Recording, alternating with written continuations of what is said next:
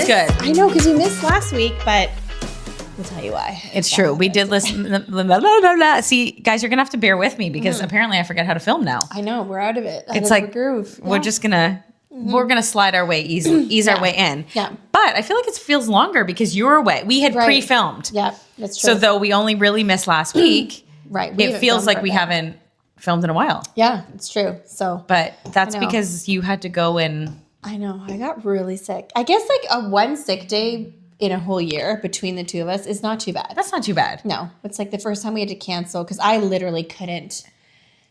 I couldn't even get out of bed. I couldn't have. Yeah. There's no way. It was bad. But even if you could, you would have been nowhere near. I was not coming near you for minimum 8 to 10 days. No, that's fair. I wouldn't wish that on anyone. I haven't been that sick in so long. Because it was like the intensity of it plus the long, like it was a long sickness. Because I feel like I have a pretty good immune system. I don't get a lot of, like when other people get sick, I always pride myself. I'm like, oh, I'm not going to get it. And I usually don't, but not this time. I went down hard. And guys, let me just tell you, she went down hard on a 17-hour car drive?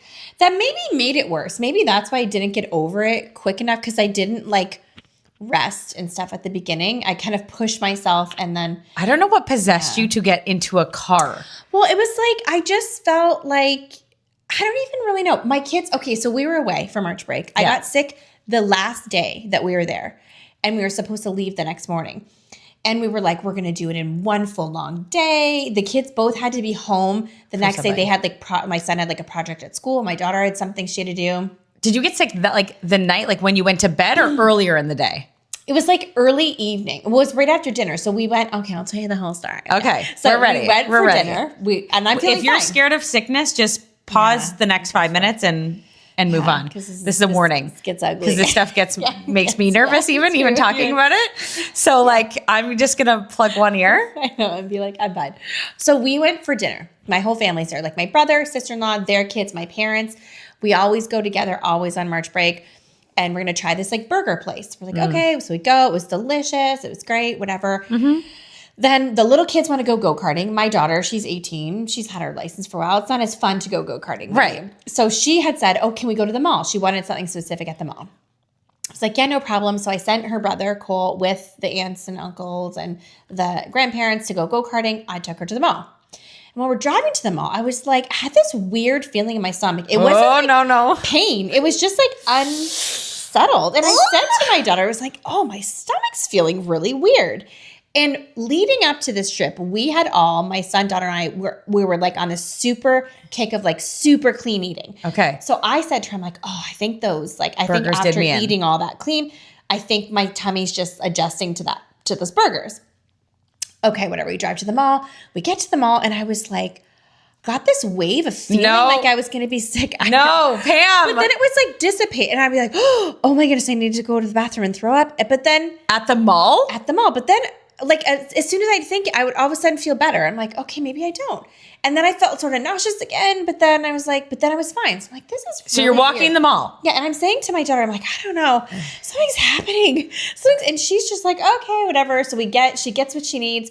We're driving home. I'm like, yeah, let's just go home. I just want to lay down. Like, I feel weird. So we're driving home. We're on the highway. I feel ill even listening. It's like dark. And then, I don't know. Okay, so I will say this to you. I'm a barfer. Like, when I am sick, I just barf so easy. When I was pregnant, both my pregnancies, I barfed the whole 9 months. My daughter, I had her like naturally. I barfed the entire delivery. No. Like to the point where the nurses brought, like, because they gave you that little thing. Yes. And it was just not. So they brought the garbage pail to the side of the bed, and I was literally like, they're like, push. I'm like, 1 second. I'm like barfing.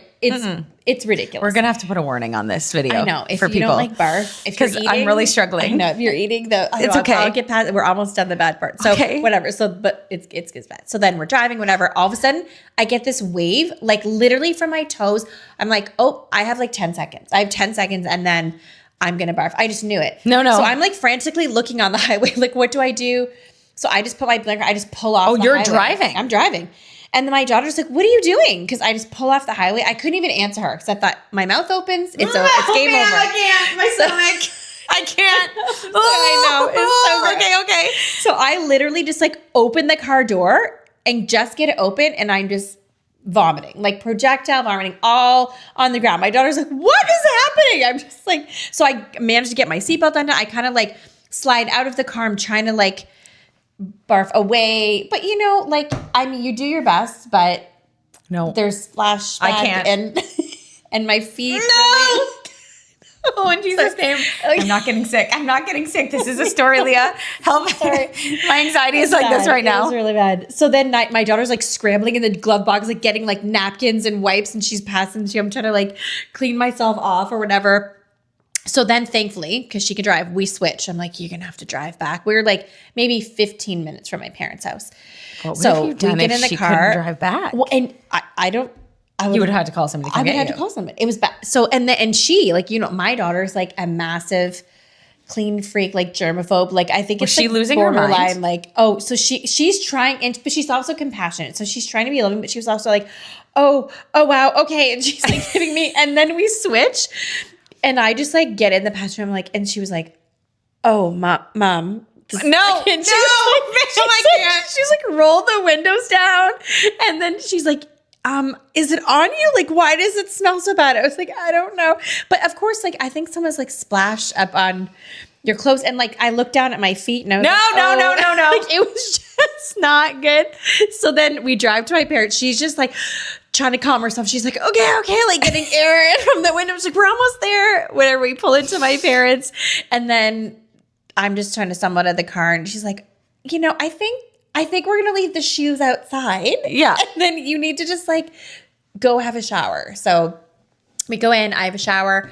I basically just fall into the bed and just, I was so nauseated. Have you ever been like that? You don't even want to be awake. Like I was like, I need to be asleep. I can't feel like this. Did you keep waking up though to go more? So then so me and the kids were sharing the guest room at my parents'. All in one room?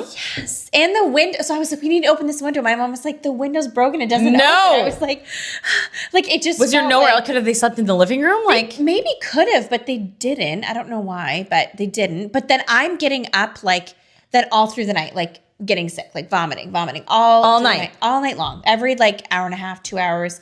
So I barely slept. I'm probably waking them up. Do you think it was food poisoning? I thought that at first. I did think that. I kept saying, use those burgers. But like everyone else ate there. My mom was like, well, no one else is sick. But okay. So then it got to the point of like, there's nothing left, right? But I'm still nauseated and getting up and needing to throw up. So you're just like dry heaving.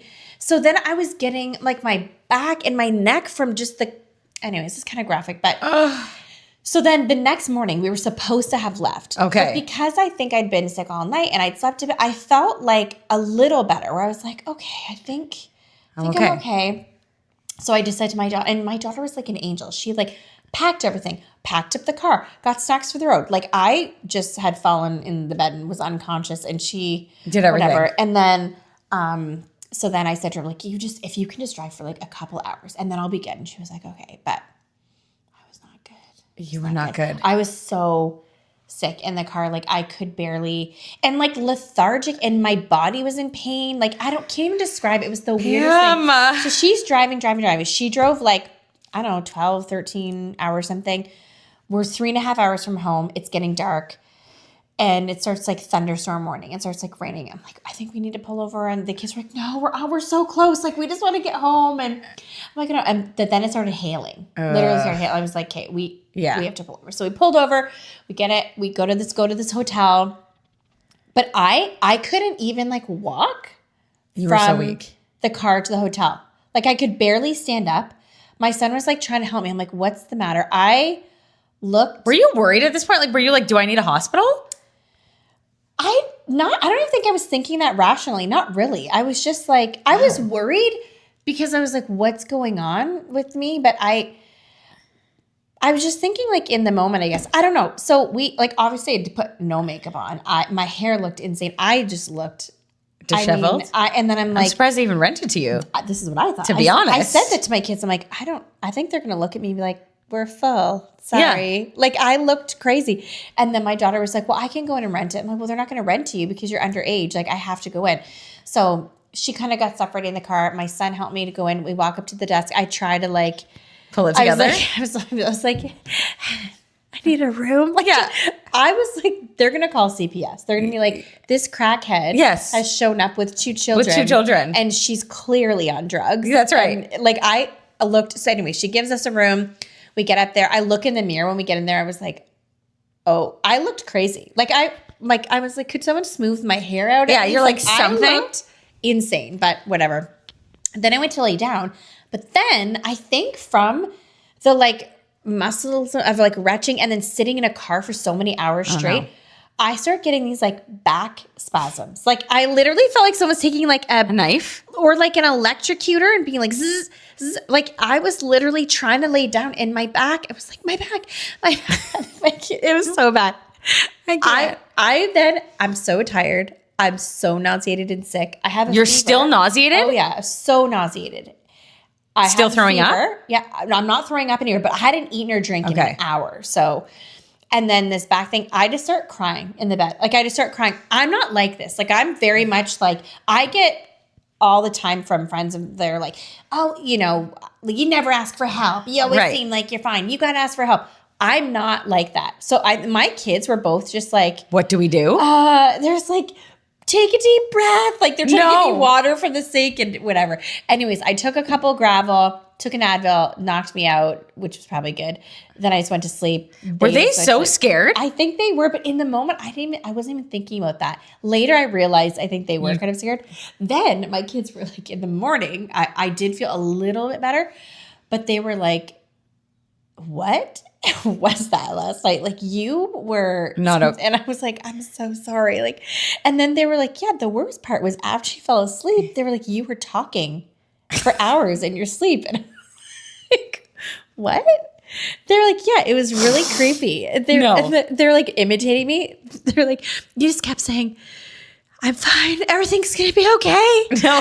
It's okay. Everything's fine. No. Everything's fine. And they're like, we kept being like, what? And they're like, Mom, what are you saying? And you're like, it's okay. No. Everything's okay. I don't remember that. But I was like, well, it's probably like, that is what I was. Did they call anyone to be like, what do we do? Like, well, then my son, I guess, I didn't even know this. He puts on Instagram something like, please pray for my mom. But this like open-ended. So then the next morning I'm getting all these floods in the text because it comes up in the car. All my friends being like, what's wrong? Are you okay? I'm checking in. I'm scared. I'm worried. I was like, how do these people even know? And then Cole was like, oh, well, I put on Instagram, like, pray for. I was like, bud, you can't just even open-ended things like pray that. For my mom. You could say, like, pray for my mom. She has the flu or something. But people don't know if you just, like, were in a car accident. Yes. Like, that is so scary. So then he's like, oh, I'm like, you got to take that down. Oh, my gosh. Well, see, I had seen that because I had wrote you just thinking we were supposed to film. Right. And you were like,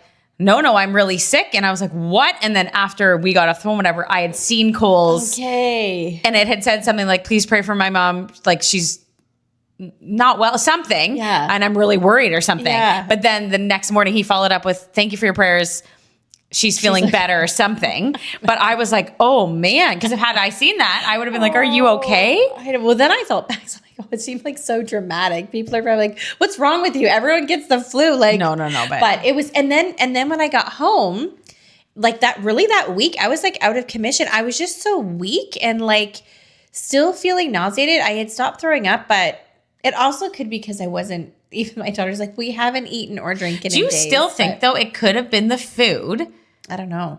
Well, because I got a fever too. Do you get fever from? Okay, that was the thing. This is also gross. But in the morning at the hotel when we stayed there, when I woke up, I actually thought I was like, oh, did I like pee the bed? Because I was drenched. I was drenched, and I was like, what?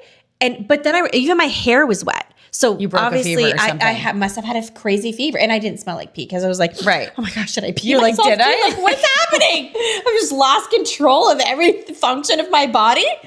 But no, I think I just like had a fever or sweat or something. So it could have been the food, but we all ate the same thing. It was only weird. And I don't think food poisoning lasts like a week. Does it? That's true. I don't know. Anyways, but then if it's like a crazy flu, I feel like it's so contagious. Yeah. All I know is that I don't even know if I'm going to be able to go on with this episode because all of a sudden now I'm like. You look a little green. I'm like, guys, I don't like my biggest fear other than airplanes and with air is throwing up. So, you know, I'm just going to need 5 minutes here. Well, and I will say I've been eating normally and feeling good for 3 full days now. So like I've been good. But I mean, like I was better. I mean, I'm totally normal. Like I've improved. No. Excuse me, guys. Sorry, I thought it was meant to encourage you. That was I meant 3 weeks. 8 to 10 days. Yeah. Oh yeah, it's been for sure since I first had it. 8 to 10 days for sure. It's fine. I feel like I'm feeling good.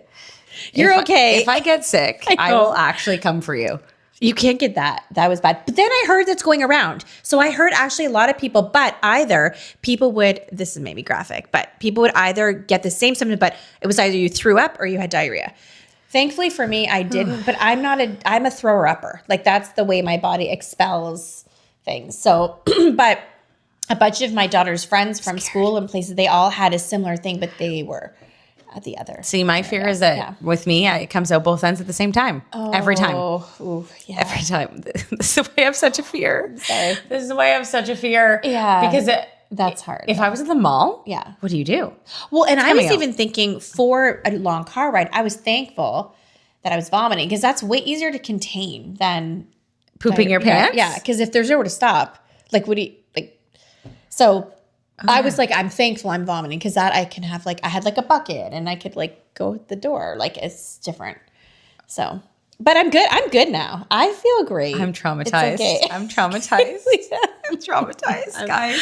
I swear. Thank you for coming to today's episode of The Sunny Side with Pam Stigness. Lee is feeling a little hot and weird, but anyways, no, it's good. I feel good. I was sad to miss our These filming cups though. washed? These are washed in the dishwasher, so sanitized. Just making sure. Okay. Just making sure you didn't use this one. I didn't. No, you're good. You're safe. Imagine she's like, maybe before I come over. No, I wouldn't wish that on anybody. I would never want to spread that. It was bad. It was really bad. Well, guys, I don't know how to find the sunny side of this one. The sunny side is I made it through. You made it through. I didn't die, even though I felt like I might be. Oh my goodness. That is awful though. No, awful. Yeah. But you made it. I'm here. Here I am. You made it. And back with you. And we're back. Yep. And I don't even know how to lead into the episode after this one, Pam. We kind of have a bit of a heavier episode too. Well, it doesn't have to be heavy, but no, it's a serious topic. It's more serious topic. Yeah, but I mean, you go for it after that. After that intro, I can feel like my you're feeling nauseated just from hearing it. A little bit. I'm sorry. I need a therapy session tomorrow. No, I'm charging you. I know. I'm sorry. I'm charging you. Yeah, it is. It's gross to hear about other people's sickness, but I just wanted to justify too because I feel like anything else, I would have pushed through even for filming, but I didn't think I could, and I knew you wouldn't want to be. No, and I was leaving to go away. Yes, that would have been selfish. So. It would have been a little selfish. So I was not coming near you. No, it's okay. I get it. I wouldn't either. I didn't want to be near me either. But even hearing about your sickness, it did freak me out on my drive. I'll be honest. Did it? Oh yeah. I had a full-blown little anxiety on the way. I don't know if it was just because you're sick. I think that was in the back of my head. Full-on crying. Literally cried. Leah, I started panicking a little bit. I was like, what if I get sick? What if I get that sickness? And we're going to you went to South Carolina. Yeah. I was in North Carolina. But I was like, oh my gosh. And I literally, we had to call my mom. She had to pray because I was crying. I was like, what do we do? What if I get I just went to all the what ifs. It was bad. It was bad. But I don't think it was just you telling me that story, but it was partially the story and partially just I don't know. I think I was like, we're going to be 11 hours away. What if there's an emergency? What if there's, my mind just there is something played different tricks. About being sick, not at home. Yes. That's extra yucky. Yeah. You just want to be home. You just want to be home in your own bed. Yeah. Not disheveled in a Motel 6 on the side of the road there, Pam. I know. It was a Hampton Inn, but still. Yeah. It's fine. But hailing and stuff too. Oh yeah, that was crazy. That's scary. I was literally okay, we almost laughed because when we were debating if my daughter was wanting to push through driving, but then when it started hailing, we just kind of looked at each other and I was like, hey, this is God's way of being you're all Were dead. you close to a hotel by that point? 15 minutes. Oh, okay. Yeah, so it wasn't too Was bad. she scared to drive in that? Or was it not too bad? She knew she didn't want to drive in that, but it wasn't torrential, you couldn't see it in front of you. I think if she didn't have an end, I think knowing, okay, I have to just drive 15 minutes to this hotel. Yes. She was fine. I think if it had been unended and it was I have to do 3 more hours of this, I don't think she could have done it. So. Well, to be honest, even last night we were driving back from North Carolina and the whole way it kept alerting us saying severe storm watch on your route. And so I kept watching the radar because I did most of the driving, and I was trying to outrun the storm because I was like, I do not want to be driving through like the Virginia mountains. Yes. Like, and they were like, alerts were going off on the radio being like, excuse me, severe thunderstorm warning. So I was like, so I'm watching the radar. I'm putting into ChatGPT, of course. Your bestie. And being like, okay, this is what time it's telling me I'm going to get there, blah, blah, blah, blah, blah. So I literally like speed demon us home. I like get us going. We stopped in the afternoon to walk and stuff. But once I knew where we were, I sped us and I was like, let's get us ahead of the storm. Okay. Then about an hour and 20 minutes from home, I'm like, I gotta pee. I have to pee so bad. We're gonna have to stop. So we stop, but then I was like, okay, I think we'll be okay. I was like, Alan, grab yourself, because he was hungry. I wasn't. I just was tired and I wanted to get home. I was like, grab yourself some Chick-fil-A. Yeah. The 20 minutes that I made up for to get ahead of the storm, gone. Shoot. And we literally walk outside. It just kind of starts raining, and then we just get on the highway. And when I'm telling you, this came within seconds. It was like sheeting down, thunder, wind, like crazy. And I was like, at this point I said, because I drove almost the whole way, I said, Talon, you're driving, so thank God. We get off and you can't even see the car in front of you. That's how hard it's coming down. And I literally start freaking out. I'm like, oh my gosh. So then he stopped under an underpass. So then it didn't feel as intense. And then a few more cars stopped. Yeah. Like, that's how you know it's bad. And the trucks are just zooming by you. Yeah. But under the underpass, you feel a little bit protected. Yeah. The only thing that was a bit scary is the wind kept coming. I was like, is this like a tornado? But I could see on the radar that it was coming and going just as quick. Like, it was a fast moving. So we pulled off for about 10, 15 minutes. But it did me in. Like, I was like, scary. and because I think I'd just driven 10 hours. Yeah. So I was already like on edge. And I just don't like being, especially like, I don't know, once you get back home on the Canadian roads that you know. Yes, that's it. But being where you don't know. Yeah. Hey, I did not like it. And I was like, I literally outran this storm. Yeah. And then your bladder failed you. So mad. I was so mad because all of that time made up. Yeah. Gone. But it was scary. It was hailing. Branches were down. And I was like, thank God we were already close to Buffalo. Yeah. Had we been like in Virginia, like in those mountains. Yeah. There must be, that's sort of around where we were too. It must be, maybe there's like a little storm pocket there. Yeah, there must be. Because it's the same thing. Like, we left South Carolina, it was like beautiful. Warm. Even most of the drive to Virginia area, like beautiful. We would get out to go to the bathroom, and I'm like, this is so nice. And then it was, you're right. It was like, all of a sudden it was like, bam. And you're like, woo. You're like, and then the temperature drops. Yeah. But it's crazy. Anyways, now that we've done with our shenanigans and our travel, well, we did just update the people. Yeah, we did. It's been a long time. Yeah, I agree. People are like, let's fast forward. I know. But I'm like excited about our episode today because I think it's a good topic. And I feel like it's something that I've talked to with people many times, like off camera, just in real life. And then we were talking about it. I'm like, we should talk about that on the podcast. Yeah. Yeah. So what are we talking about today? Well, today we are talking about forgiveness, but in the little twist of like what it actually means or looks like to forgive. Because people say the thing, the saying of like, forgive and forget. But it's like, is that even a real thing? Sure. Like, is forgiving forgetting? And then, I just know in the like church world or the Christian world, there can be a lot of judgment that it comes around forgiveness where people just will be like, well, I don't think you really forgave because this or that. So talking about that, like, what does that even look like? If you forgive somebody, does that mean everything has to be back to normal and look great? But if you do have a boundary, that can be mistaken for, you didn't forgive. Sure. But can you forgive and still have a boundary? So it's like all of those conversations. So what do you think about that? I mean, listen, I've heard it so many times, especially like within the divorce context, friendship context, the talk about like reconciliation and forgiveness. And I think that's the problem in the church world is they often go hand in hand. They think forgiveness and reconciliation. Yeah. Right? Like one leads to the other. Yes. And to have complete forgiveness, you have to have both. You have to reconcile. Yeah, sure. Absolutely. And I think that that's not always the case. I think that you can forgive somebody, but it doesn't necessarily mean you need to reconcile that relationship. Is God's heart always reconciliation? 100%. I just believe that's in his nature. However, there are times and there's circumstances and there's different reasoning for not being able to reconcile. Yeah. And I think that you can forgive and not have to reconcile a relationship, right? Like, I just think even, for instance, in our friendship and our conversations, we were able to offer each other forgiveness and reconciliation. Yeah. And that is a beautiful picture of, I think, God's like grace, mercy, and extended heart for sure. For sure.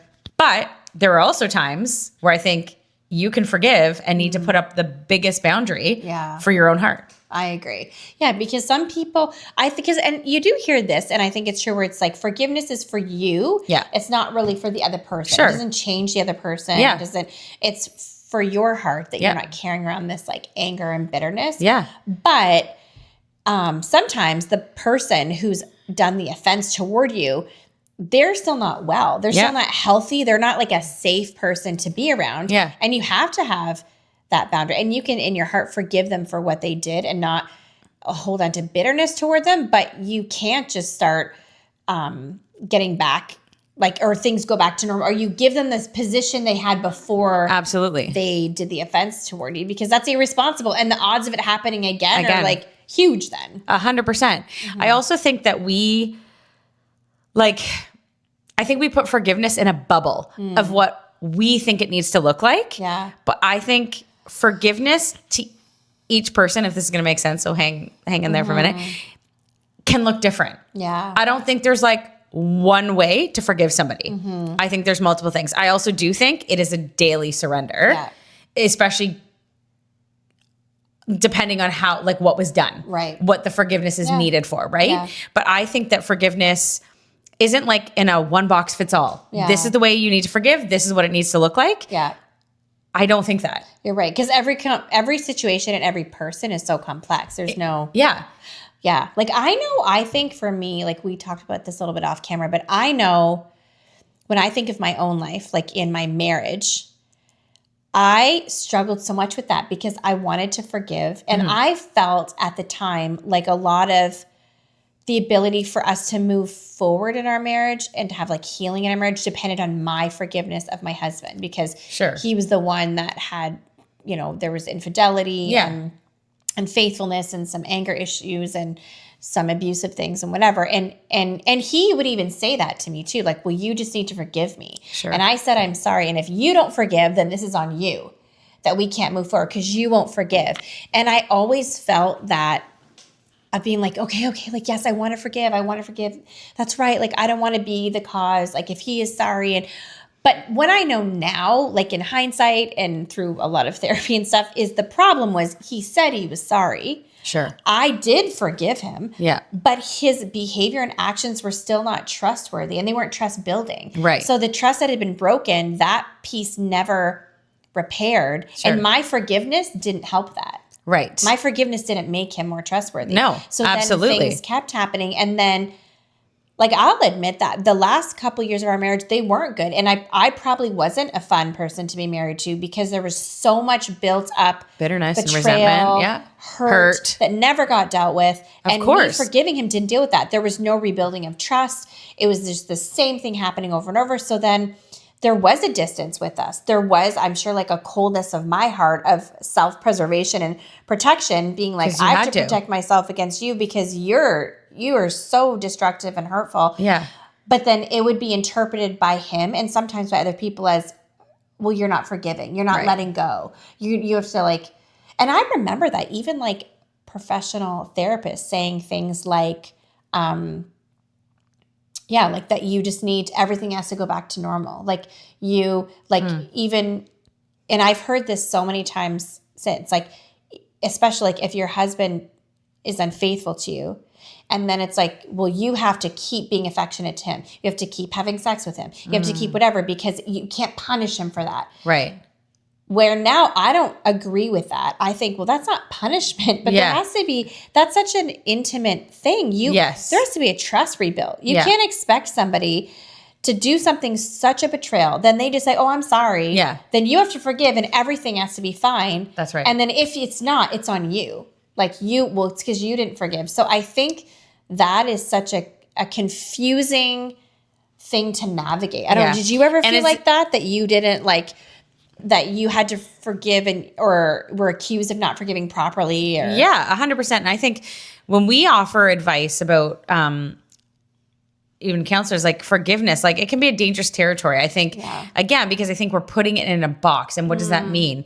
And, I think forgiveness looks different in year 1 than it does in year 10. Yeah. I think forgiveness looks different in year 3 than it does in year 12. Yeah. I think as time goes on, depending on what the situation is, even with parent, I have people in my life that don't have good relationship with their parents. And what does that look like? Right. Forgiveness is, I just don't think it's one size fits all. And even for me, like, I don't know, I was told over the years, one thing I was told, when you don't want to run that person over with your car anymore, like essentially when you like really don't hate them, then you've worked on true forgiveness. And I was like, I don't know if that's an accurate description either. I just think it's honestly a daily surrender. Like that's what I come back to every single time, because there's days where I feel like I can forgive, if we're talking about like my ex and her, I'm like, I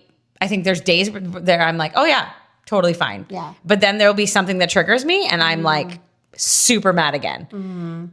And I just think that will be the rest of my life, that I'm forever dealing with that. But it's not that I don't forgive them. Yeah. I have forgiven them. It just looks different. To properly articulate what I feel in my head is probably not even fully coming out making sense, right? But I feel like, I've forgiven you. Like essentially, like you chose this life, you're living this life, and that's good. And it is what it is. I can't change that. So I want everything peaceful amongst us because we have kids involved in different things. But does that mean like we're all going to go out for dinner? Right. No. Yeah. So if somebody thinks that the proper way to forgiveness is that you're going to be all wearing jerseys that say mom, stepmom, dad, stepdad, and like be like this at a baseball game, I actually hate photos like that for me. Yeah. And again, I think there's times where that works. Sure. And it's beautiful if it can. Yeah. That's the key word though, if it can. There are times where I have seen it work and like everyone is kind of like one big happy family together. And I actually have friends, a good friend of mine, that is their position. And I think it's beautiful. I think that happens depending on the way there was a marriage breakdown. Yeah. And depending on the situation as a whole. Like you need 4 very strong, willing parties. And considerate too. Considerate of each other. Yes. Right? Yes. Because I mean, again, I think that's the problem, right? We think forgiveness oftentimes means that everyone's just going to get along and be one big happy family. But that's just not the reality of a situation. You have an addict that you're dealing with on the other side. That's very hard. Yeah. You have somebody that's a compulsive liar on the other side. Yeah. That's going to be very hard. And I don't just even... Or even just someone who's mean. Someone who's mean and mistreats you. Like, you can forgive them. But, okay, so then do you think, because I'm trying to think what you're saying. So if somebody is angry with somebody, do you think that's a sign that they are lacking forgiveness because they're still angry? I mean, I'm not God, so I can't answer that because, No, you're only God can look at the heart.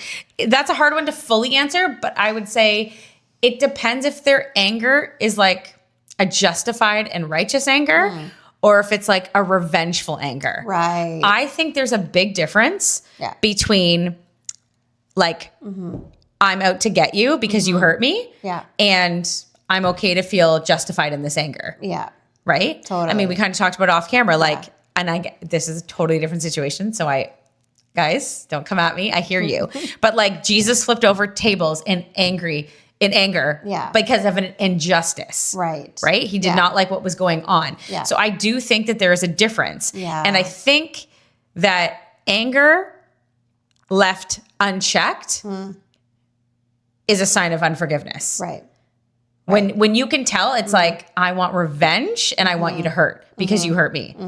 That's a different anger than like, I'm allowed to be angry, Yeah. but I'm going to move forward in healing in this anger. Right. Does that make sense? No, it totally does. And it's making me think of this situation. I don't know why this popped in my head when you were saying that, but when my ex-husband and I first separated because there was another whatever situation with a woman and infidelity. Yeah. And then I remember there was the phone call where he was going to tell his dad, he was going to tell his parents what had happened. Okay. And him and I were still like on talking terms then because he was going to like, you know, once again, like we were going to be separated, but he was going to be in rehab and maybe or whatever. Anyways. Sure. And I remember asking him, I was like, you know, he had talked to his dad and I thought, oh, this is really good. Like, I hope his dad can kind of like really talk some sense into him and be like, pull your life together. Yeah. You're going to ruin your family. Your kids deserve more. Don't do this. So I had said to him, like, how did the conversation with your dad go? And I will never forget this. He said to me, oh, it was good. And he goes, yeah, my dad said to me, if people hear about what you did and they think differently of you, that says more about them than it does about you. So just don't worry about it. And I remember having such mixed emotion, like feeling so disappointed because I was like, wow, like you had an opportunity Sure.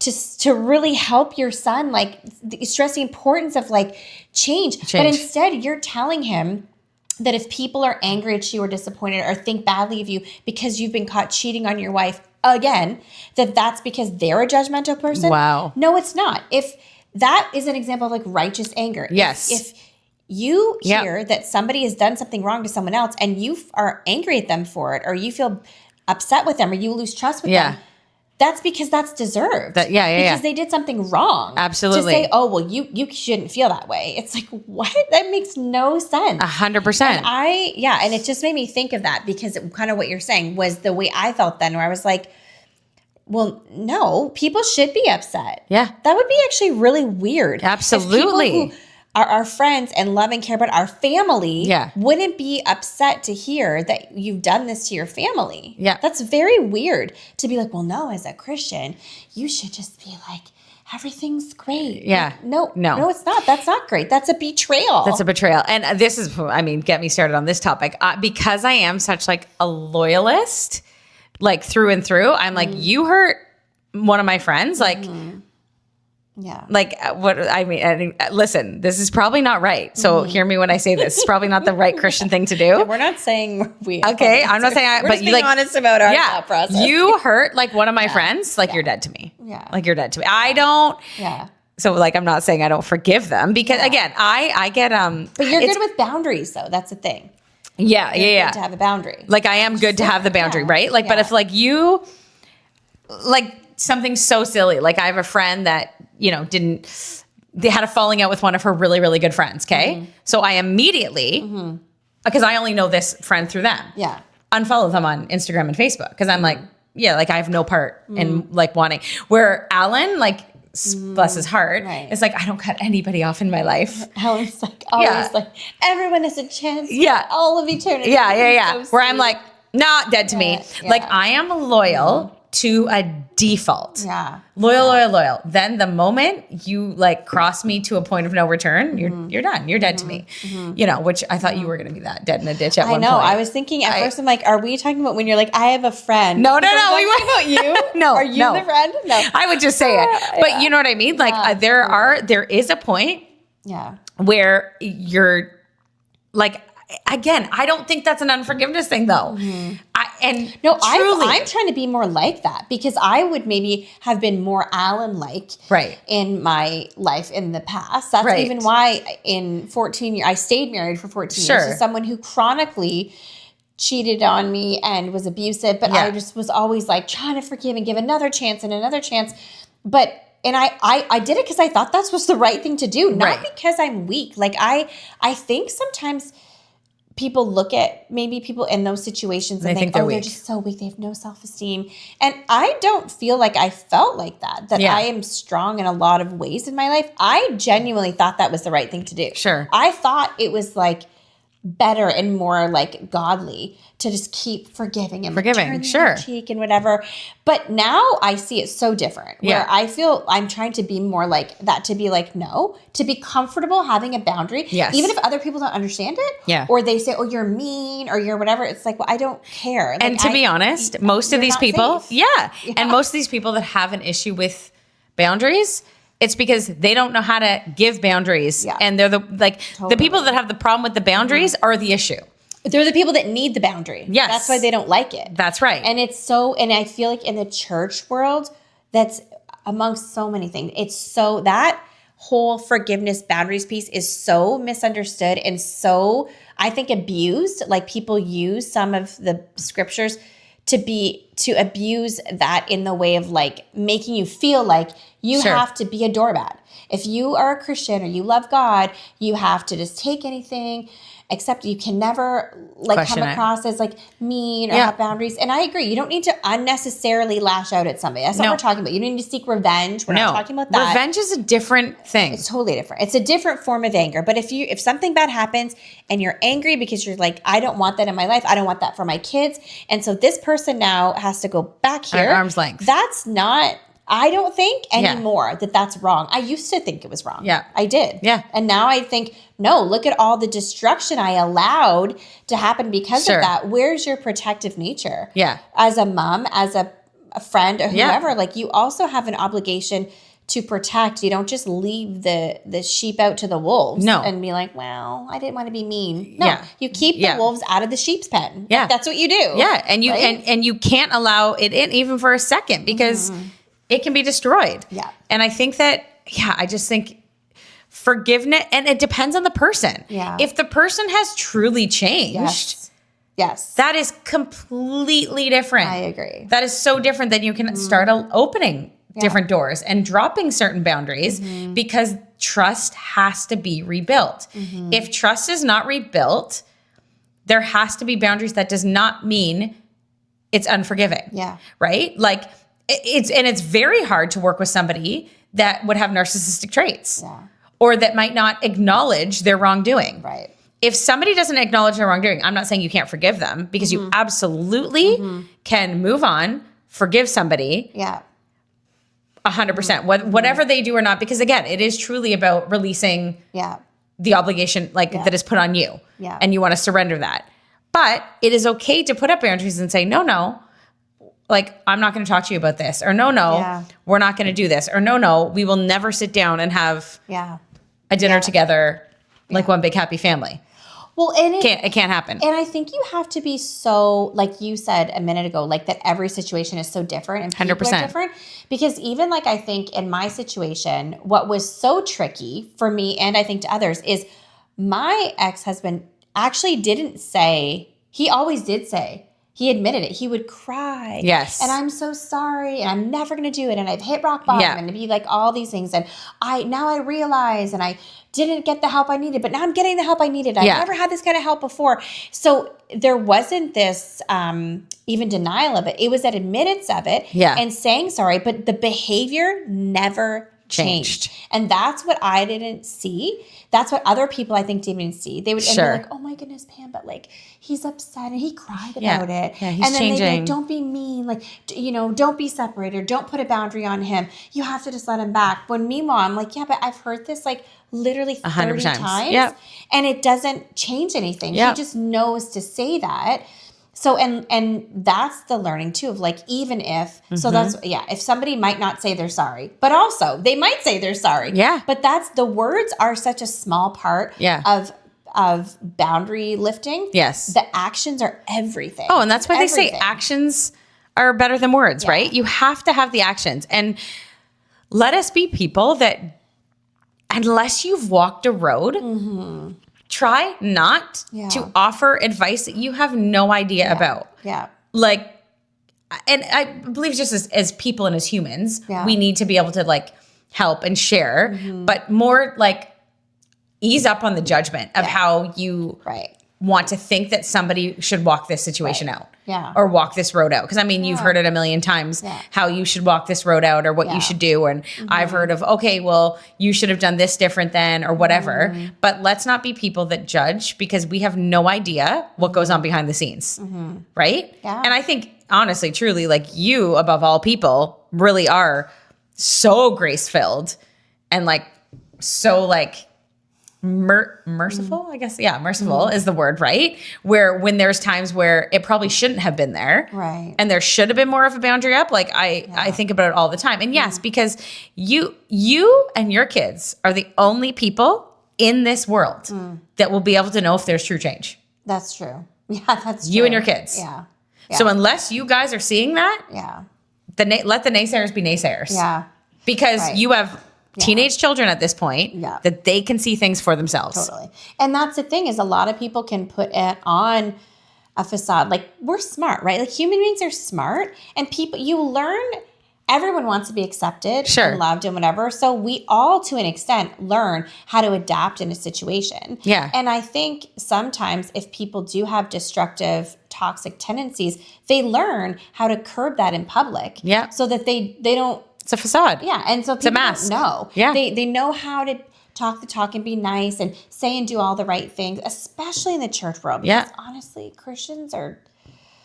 Sometimes we're not smart. We're so naive and we will believe anything. We're like literally primed for the pickings. Yeah. Like, if somebody wants to come and take advantage of a group of people, walk in a church door. Yeah. Because it's just like, it's so easy to take advantage and manipulate people. Absolutely. But you do have to, like trust that people who've been in a situation would see if there's real change. If there's real change. Right?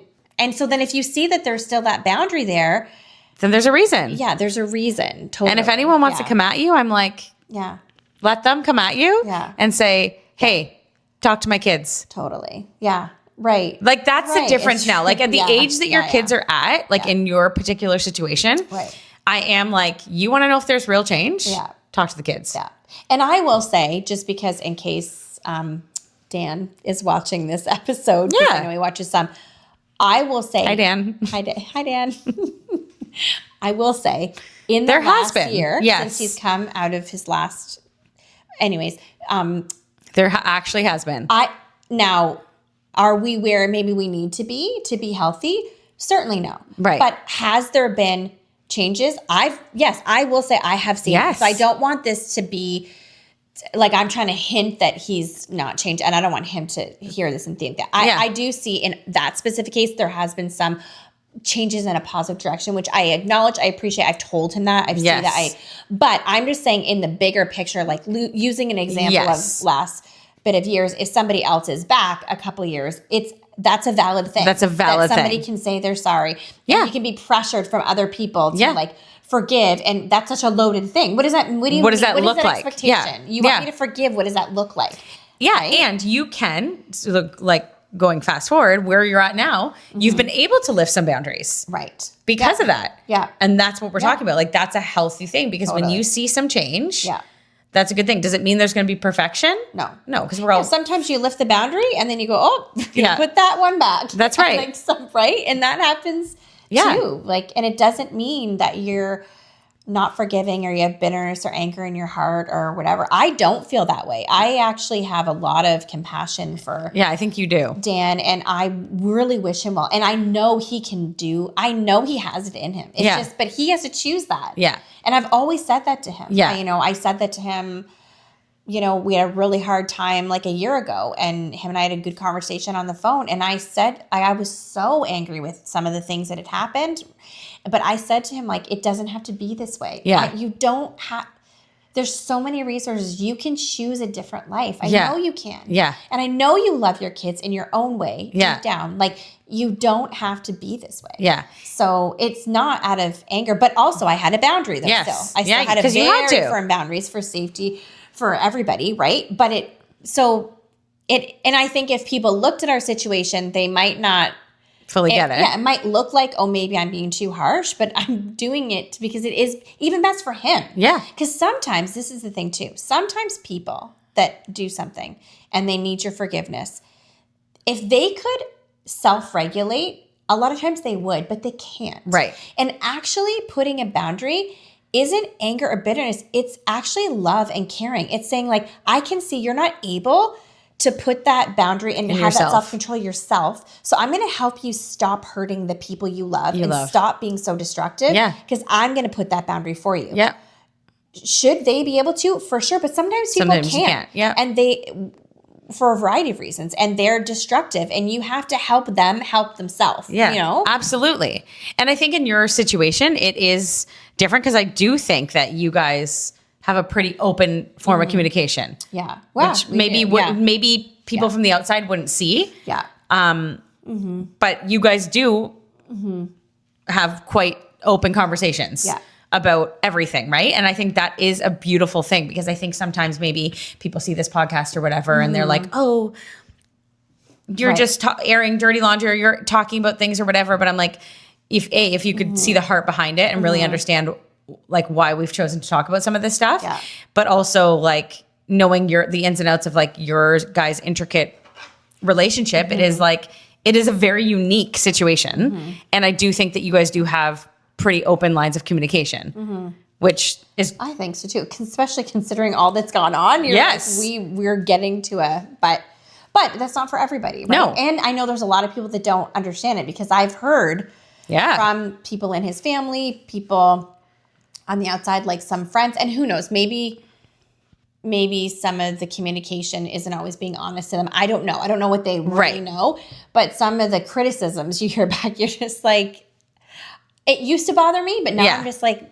you just don't understand. Like, you don't know. You don't know all that's happened. Yeah. You know what we've been through. You don't know my heart. I'm actually trying to help. I know this seems, but having full access to your kids and your spouse and your everything isn't always healthy. Some people can't handle that and they really destroy it. So you got to be like, okay, let's just do like a little bit. Sure. And then when you're good with the little bit, we'll add a little more. And then if you're not, then we have to go back a step. Yeah. It's like one step forward, two steps back.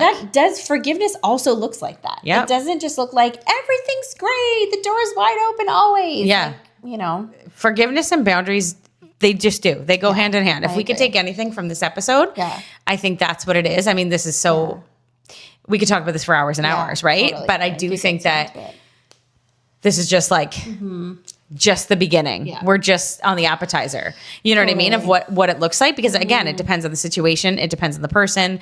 It depends on if there's acknowledgement, if there's not acknowledgement. I think ultimately though, at the end of the day, it just does come down to like asking God and truly a daily surrender. Yeah. And be like, God, I cannot carry this. This is for you to carry. Yeah. And I surrender this these feelings of anger, and just coming back to like that it can't be about revenge or getting even. No. Because that is where I think unforgiveness settles into the human heart. And if you put a boundary as a revenge to hurt somebody, well, then that is wrong. That's unforgiveness. And that is unforgiveness. Yeah. But a boundary sometimes is actually to help the other person too. Yeah. And only really your heart in that. Yeah. And so for sure it is important to take stock of your own heart and be like, okay, why am I, if there is distance, why? Is it because I'm angry and I want them to feel hurt and left out, or is this really necessary? Yeah. And that goes in anything. This goes in like, not just like marriages, like I said, friendship, extended family, coworkers, aunts, uncles, brothers, sisters, parents. We are all human. So we are all going to hurt somebody. I've hurt people. You've hurt people. Yeah. We're human. That's just reality of the lives we live. But even in families, like sometimes, it is okay to walk away from something, but still walk towards forgiveness, but having a boundary. Yeah. Do you think that, like, I've heard that thing where people say like blood is like thicker than water or whatever, like, oh, because they're family, you have to tolerate. What do you think about that? I know what I think about it, but what do you think? I mean, do you think it's like, that's different? It's like, oh, when someone's family, it's a difference. I think, again, are we talking brothers, sisters? Are we talking aunt, uncle? Okay, say like immediate family, like aunts, parents, uncles, siblings, and grandparents. We'll say that. Oh, like, parents, siblings, grandparents. Like immediate. Yeah. So, I mean, I think the right thing to do would be try your absolute hardest to reconcile a relationship. Yeah. with immediate family. Yeah. Try, like I'm saying, try. Yeah. But if trust keeps getting broken, I don't think it matters. I think that you can walk away. That's my thought. Yeah. And you can even still love someone and walk away. What is your thought? I agree. I think it's the same. Like Okay. I've know of, like, thankfully I don't have to really deal with that in my family as much, but I know of situations where even like people's parents are like, it's like abusive. Like they're like, and you're like, this is actually crazy. So and in that case, I'm like, you have to. And that's my dad. And you're like, well, it doesn't matter. You can love them, but you don't need to be around them all the time. You don't need to subject yourself to that. And then every time you're driving home crying and they're destructive and then you're bringing that stress into your home, to your spouse, to your kids. Like, I think for sure, like, and you can try the counseling, you can try to have conversations, but if someone doesn't respond, that's right. And they don't respect that there's a standard of behavior and treating somebody, even if it's your own parent, even if it's a sibling, even if it's a child, as your kids get older, like, it's okay to put a boundary, that kind of a boundary, and say, like, I can't spend a lot of time with you because what you do with that time is so hurtful. Yeah. But I love you. Yeah. And I would love to spend more time with you if you don't behave that way. If you don't behave and then like it's that. up to them, right? Yeah. Then they decide if they're going to make changes or if they're going to keep treating you in a way that's so hurtful. Yeah. And even if they are family, like, I do think you give family maybe more chances even and stuff. Yeah. Because they're family. But at the end of the day, you can't just allow people to, like, be abusive in your life, no matter who it is. No. Right? So I think you do try. But again, there's times where even in families, you have to walk away because it's not healthy. Yeah, it's true. Right? It's not this conversation. Like I said, it's so layered to try to get it ironed out in 1 hour or less. You know what I mean? It's too hard, but I just think we've like scratched the surface of, again, we're not experts. No. We're not saying we know everything. We're not saying this is kind of our own, just like these are our thoughts. Own personal opinions, and people might disagree and be like, that's really wrong. That's okay. And that's okay. I don't know. Maybe we'll change our mind down the road. You can DM us and tell us why you think you disagree, you know, but I think ultimately always try to walk and strive for forgiveness and reconciliation. But the takeaway is it doesn't always happen. Yeah. It doesn't. And boundaries are okay. Yeah. Boundaries are okay. Yeah. They're okay. Yeah. Oh, man. Well, we just went there. It's a hard one. I know it is a hard one. It makes me feel sad because I hate, I love relationships and I hate to think of any relationship strained or broken, but it does happen. It's a real world. It's the real world. It's true. And it can be hurtful. Yeah. But I think it's like, ultimately, at the end of the day, we just need to, what can we do? Because we can only change ourselves. Yeah, it's so true. And so what can we do every single day to make ourselves better, to make the world a better place? Because you're not going to change the other person. Yeah. We can only change ourselves. Yeah. And I think once we grasp that, it will change everything. I agree. It's good. That's a great closing thought, Leah. That's that. It's a Guys, strong one. Welcome to the sunny side up. Yeah.